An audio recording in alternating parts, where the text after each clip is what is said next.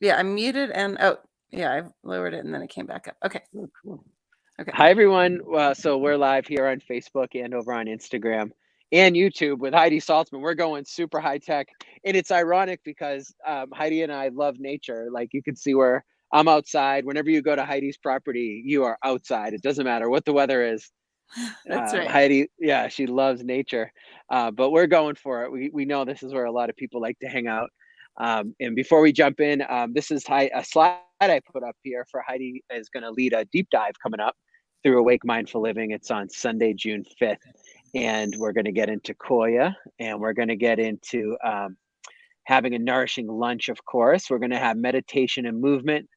We're going to walk the labyrinth, which is right by a river near the forest. We're going to do some nature-based mindfulness and we're going to create some earth art. So just like an unbelievable deep dive coming up Sunday, June 5th. But mainly, I'm just excited to talk to Dr. Heidi and have a little combo here. Um, yeah, what's most alive for you, Heidi, these days? Like, what are you psyched to be offering people in the wellness world? Well, I would say definitely the nature connection is huge. I feel like all of us have gotten this incredible opportunity to be outside more thanks to COVID. That's the silver lining, I think, that has happened. And it's really powerful and really important at this time. And I feel like it's both healing for us and for the earth because we actually feed the earth also when we are present and appreciate nature. I feel like we're giving back, and hopefully we will give back in bigger ways and be able to make big changes in the way humankind in general treats the earth as we're more connected. That's one of those big questions of like, how do we do that from our backyards? And Yeah. I'd love Isn't to. it like nature? There's something to do with in the West, it's kind of like we go to nature, like somehow we're separate from it. And Yeah, that's not exactly. what it is, right? We are of nature. How the heck have we told the story? We're so different Yeah, from nature, right? or that we use it, or that we, yeah, somehow like are just allowed to take and take whatever we want, right? Without Yes. without respect. And I just feel like I'm still learning too how to really be connected to the trees and the rocks and the land. And Mhm. I love it and I get really excited and go rock hunting and collect things, but it's like I still have to like really stop and breathe and ask permission from the earth. Is this okay to move this rock, to my property? And um I she love that. she pretty I much always heard says yes, but I heard about that. Yeah, one of the traditions is to ask permission to be in a certain area of nature, say. And yeah. I was just stopping through the woods once, pretty mindlessly. And as you know, awake mindful living, I'm supposed to be all about mindfulness. And I stopped, and I was like, I'm not really here. And I remembered that, and I was like, okay, Forrest, can I be here with you? And it was within seconds. It was amazing. I swear everything got so much more vibrant. The Wow. river was sparkling, the trees got more green, and I just felt like, okay, like this is my space to be in with I nature. love that. And I then I love felt so much more dropped in. Yeah. Mhm. Yeah, so let's remember that for our deep dive to do that. And and maybe the giving back. I remember something when we did a deep dive together in the past, there like the place that we were at had that flooding, and there was we all had to like move carpet squares. Do you remember that? Oh yeah. And you called it something like a giving back meditative kind of yoga. Do you remember what you called it? Oh, I can't remember what I called it, but I do remember that moment. Well, I was thinking maybe even during this deep dive, I know there's like this area is just beautiful and pristine in where the labyrinth is where we're going to be, but then there's like these woods in the back where I've walked a bunch, and seems to, for whatever reason, maybe be a hangout for teenagers. No offense any teenagers, but like there tends to be a bunch of trash back there. And so I was even thinking, maybe we'll do a little giving back to nature in that way by, Oh. bringing some trash bags and cleaning up a little bit back there. Oh, what a Um, nice idea. Oh, I know what you're talking about. Yeah, in Evergreen where the the deep dives are the teenagers have nowhere to go. I have a teenager, and they'll go to like the King Supers.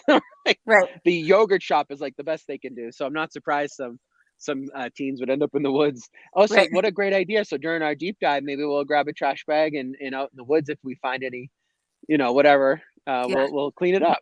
Yeah, we might not be able to move like everything. There was a couch back there last time I was back there, but maybe I'm even kind of all of us. I'm kind of proud of the teenagers, to be Yeah, honest. I Much know, right? cooler than I was. We just Yeah, sit on the ground or a rock. yeah, exactly, exactly. Well, if you're just tuning in, I see a lot of people starting to tune in on Instagram. So this is good information. We have to do this at night more. We usually do it during the day. So hi, everyone. Dr. Heidi's leading an upcoming Awake Deep Dive.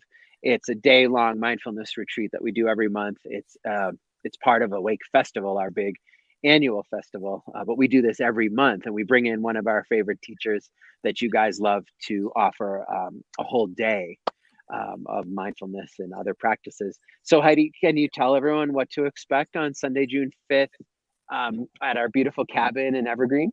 Yes, yes. So definitely dress in layers if you're coming because, like Eric said, we will be outside if at all possible. So the only way we would not be outside is if it was like 100-mile-an-hour winds and pouring rain, maybe. And we'll still probably try. But it's not going But to be that. It's going to be a June beautiful, 5th beautiful will day. probably be great. Gorgeous. Yeah, Yeah, we yeah, have one coming this Sunday, and I checked the weather. It's 70 and blue skies, awesome. and Yeah, should be so beautiful. we usually have all spring and summer beautiful outdoor experience. Yeah. Yeah. Yeah, so we'll have the cabin if we need to go inside, but pretty much we'll be outside and we'll start the day with probably asking permission from the land and connecting to the land and then do some Qoya. So Qoya is this movement practice designed to help us remember through our movement that we are essentially wise, wild, and free. And the wisdom comes from wisdom practices like yoga, and it's not exactly yoga. It's basically prayer with your body, and being mindful and being connected to your breath, having intentions, those kinds of things. And the wild part of Qoya is this invitation to really just be creative in your body. And so, whatever your body wants to express, however your body wants to express in the moment is perfect. There is no way to do it wrong. And the freedom is really about the freedom to do whatever you can to make it feel even better and more authentic inside. So it's not about what it looks like on the outside, but what it feels like on the inside. And I've been doing this practice I've been leading it for a couple of years and taking classes for a couple of years before that. And it has been really, really transformative in my life. I feel like when I have a question or something I'm working through that my mind spins and comes up with all these different issues, if I dance to it and move my body, the clarity is so amazing and instant, pretty much, because my heart feels it, my body feels it. And so that's been really powerful in my life. Oh my It's gosh. basically my medicine. Yeah. That's been some of my favorite experiences at all our different Awake offerings, is when the instructor helps us to get into our bodies. And then I also love, and a lot of people gave me feedback that they love that the Qoya isn't like a certain form you have to do. Like in yoga, it feels peaceful and mindful maybe, but you still have to follow along in a certain structure.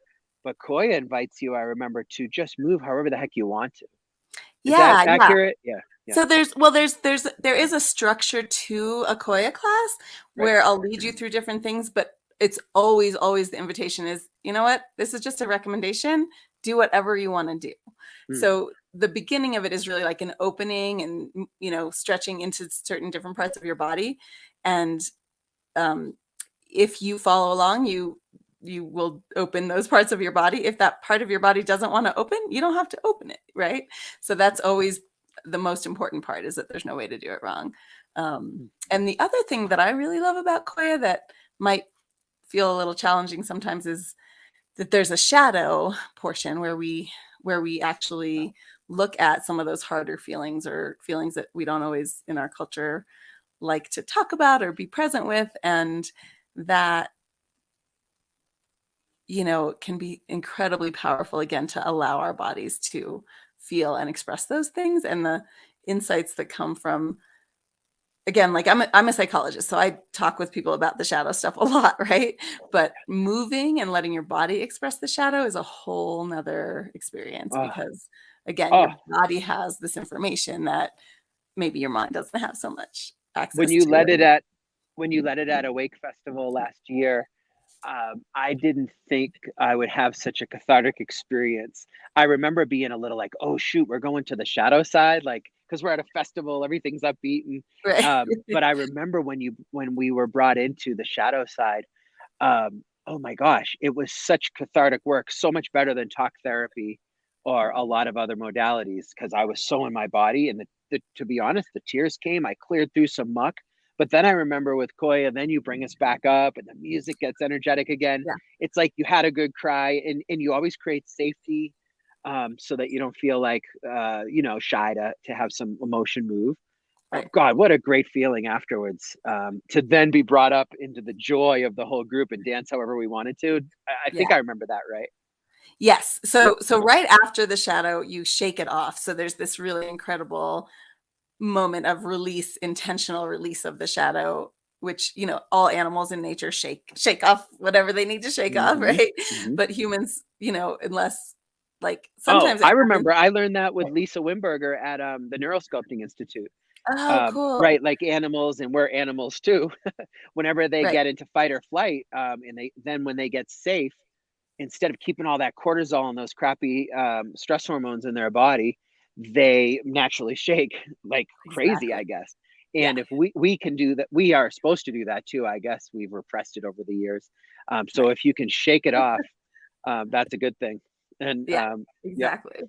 Exactly. It's really powerful. And so, yeah, even like I went to a Koya class last week and I was crying, crying, crying, and like feeling a good release that I was like almost resisting shaking it off. Like I kind of needed another minute. So I just took another minute to keep crying while the shake started. And then I just was like, okay, now I'm ready. And I just, and when you do shake it off, it's just like this incredible release. So really Mhm. beautiful. Cool. And someone in the comments just said they can't hear you, Heidi. So I don't Oh, know if are you muted on your end, your microphone maybe? yes. Um, 'Cause I was, oh, yes. cool. Oh, okay. We're back. Got it. Thank you. Sorry. I was trying to keep from the double echo The thing echo. going on. I think we want your mic on, but not for them to hear my voice going through. Right. Yeah, so we should be good. Sorry about that. Murphy CL, can you hear Heidi now? In the comments, thank you. Thank you. We'll Sorry about see. that. We'll That's see my what he low tech says. my Yeah. low And if tech you're just knowledge. Yeah, if you're just tuning in, I'm talking to Heidi Saltzman. We have an Awake Deep Dive Sunday, June 5th in beautiful Evergreen, Colorado, at our cabin in the woods up here. And I want you guys to know, if you're listening right now, we are going to ask Heidi to give us just like a 3 to 5 minute practice that we can take home with us and actually try out, a little in a minute, a couple minutes. But I'm curious, at the deep dive, besides Koya, Yes. what else can people expect? Oh, and I should say, from my perspective, I get to offer a little mindfulness, meditation in the morning. And then I make sure we have a beautiful vegetarian, healthy, organic lunch, as part of the day. And then at the end of the day, we always check in with everyone and see what their experience was. And we do a little chanting to end the day. So just to share my little part. Yes. Uh, yeah, but Heidi, what else can we expect? We're gonna walk the labyrinth, I heard, things like that. So yes, there's a fabulous labyrinth over there. That's and we'll just kind of see how many people come and how we want to organize that and how Mhm. people are feeling about passing each other in the labyrinth. But I think it should work fine to all do the labyrinth together. And what I love to do with labyrinths is really intend that it's kind of a spiral or a journey into self. So just Mhm. kind of following the path. And often I'll invite people to ask a question before they enter the labyrinth here on my land, and just listen and get whatever feedback from the universe comes into their awareness as they walk in, and then kind of set an intention in the center of what you want to come out with. And so the walk out is often like a celebration or a now I'm walking into the world in the way that brings this new information with me or Let me this see if new I way got of that thinking. right. So before you enter a labyrinth, we ask a question, like something we've been wanting to figure out, and then Right. there's some intention setting, and then on the way back out of the labyrinth, there's like a sense of celebration. Yeah, like That a holding your new, like, that whatever information you got and whatever you want to bring with you into the world, you kind of oh, yeah. bring that out, I love that is what spirit. I've had to do. Yeah, That kind of ties into every time you go into meditation retreat. I've been taught that you want to intend that I'm going in for my own growth, and to reduce my suffering and become more peaceful. But the bigger intention is to bring it back out into the world, beautiful. Yeah, right? yeah, So the really labyrinth is like exactly that, right? Mhm, mhm. Like, what can And I that get out of this for my growth, and then bring it back out to share with others.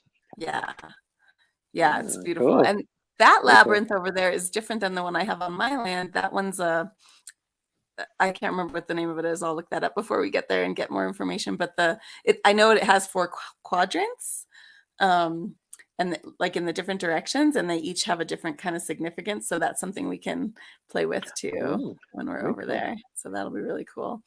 And Okay. then, yeah, and then I think we'll definitely do some kind of earth art. So I really like, well, there's a river there too. So I definitely think we need to connect Hmm. to the river, and we might even think about, um, you know, kind of releasing something into the river and letting it fall that we are ready to let go of in our lives.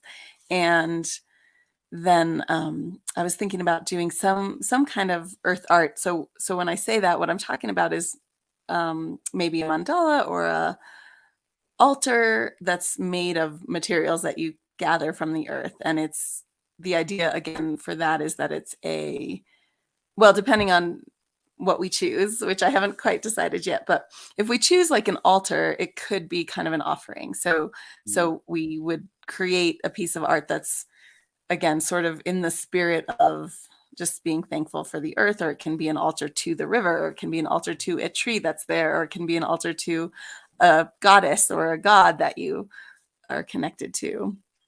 Really, it can be anything like that that feels right, you know, Very to cool. be thankful and connecting in that way can be really powerful too.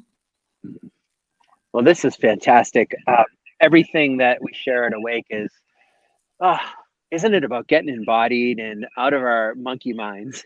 Yeah, And yeah, it's just like, how many ways can we offer folks and ourselves as practitioners of this path, like ways to just think less and be more? And nature is so good for that. And I remember doing that with you in the past. We did art out in nature together. And at first, you're like, or dance too, or mhm, movement, you're thinking at first you might be a little self-conscious, like, how do I look doing this, or how should I move, or how should my art look? Because my right. art was by many standards maybe crappy, but No, I no didn't such thing. care. No such thing. Right? Right. When I took it home and I looked at it, I was like, I always remember I was so present Nice. doing that art, and that's what mattered. That's what it's about. It's Yeah. about the journey, right? And the intention, right? The energy behind it. Exactly. Yeah. Cool. So wow, we're gonna have a great day. Anything that we're leaving out that people can look forward to at the Awake Deep Dive on June 5th? Um, yeah, I I don't think think we so. covered a It's gonna lot. be an Yeah. awesome day. Yeah. Yeah. And we always, at every deep dive, we always make sure we do some seated meditation, some walking. We do some movement. We always got to move and groove. And this one covers all those. And like we said before, we take care of a beautiful vegetarian lunch. So you can soothe your mind, your body, and your soul at Awake. So Yes. Yes. cool. So now I'm excited. I always want to give people something they can use if they can't make a retreat. That's fine. Yeah. Um, something that they can have right here online, and something they can take home and use like easily. Yes. So, are there any practices that come to mind, Heidi, that we can share with folks that they might be able to give a try to? Well, I've got two ideas. So one is the shaking we were talking about. So that we don't have to do together right now, but just put on some kind of fast music and shake. Shake like as crazy as you can shake for 2 minutes sometime. If you're feeling kind of low or just need, a boost or want to release something, try shaking for 2 minutes. It's amazing. And I Very cool. forget to do that myself sometimes when I really need it, but it really helps. Um, Oh my God, it helps me with anxiety for sure. yeah, Oh my God, yeah. it's huge. Like, especially in the morning, like, sometimes we can't control what's spinning in our heads and we just wake up and you Right. already can feel a little, like, revved up. I always go out on the porch, and that gives you a double dose of, practice, because if you can notice the difference in the air temperature and just start to get in your Yeah, body and then shake, then, it's, like, really gets you ready for it's your day. awesome. Awesome. Mhm. Awesome. Yeah. And so the other one that's simple, sorry, my dog is insisting on coming in. So now we got the dog and we will have the we will have the scratching at the door. Okay. Um, so the other practice that I'd love to share is really a simple practice that I got through the Qoya community, who got it through the Quiero people of Ecuador. I'm not Ecuador. I'm sorry, Peru.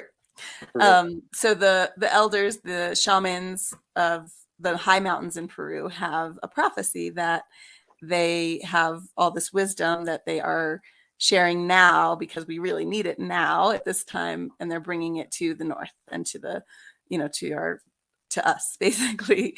And so this particular very simple meditation is definitely something we'll do at the deep dive, and something that I do a lot. And like you said, it really drops you um, in a significant way outside. So, and I'm going to go to Peru in July, so next year I'll have even more of their wisdom to share, I think. But Great. this this piece, I love this little practice, and it's called the sacred exchange. And like we exchange, oxygen for CO2 with the trees, we exchange energy in the same way. So every being on the earth, every piece of the earth, the trees, the ground, the grass, the rocks, have an energy field. And that's, scientific and measurable as well. That's a real thing that, we can measure, and that makes us feel like it's real in Western world, right? Um, and this energy field is also something that we can exchange. So all humans have an energy field, and all pieces of nature have an energy field as well. And so with our breath, there's this very intentional exchange of energy where we can exhale. So take a big inhale, and on your exhale, send your love and gratitude. And you can do this right now to, like, the entire earth. You could do it to the tree that's right next to you. You could grab a crystal. I'm going to grab a crystal because I'm inside right now. So I'm going to just inhale and breathe my love and gratitude into this object, or this part of nature, or this being.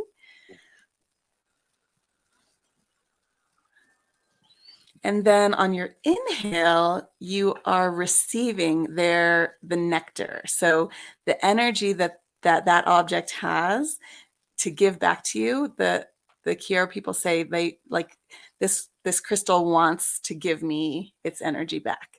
And so as I inhale, I'm receiving that, really receiving that energy that this crystal wants to share with me. And then I exhale my love and gratitude, my energy, my nectar into the crystal, and inhale the energy from the crystal.